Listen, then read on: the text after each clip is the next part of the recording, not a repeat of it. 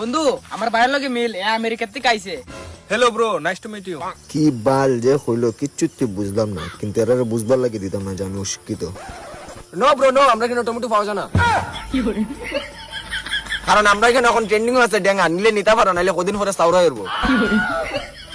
আরে শুয়ার বাচ্চা এত টমেটোর কথা কইছে না, এ কইছে তোর সাথে দেখা করে অনেক ভালো লাগছে। আরে তুই আমার কিতাব বাবা, আমি অশিক্ষিত, আমি ইংলিশ বুঝি না, আমি ইংলিশ সব বুঝি, কারণ আমি ডেলি ইংলিশ ভিডিও দেখি।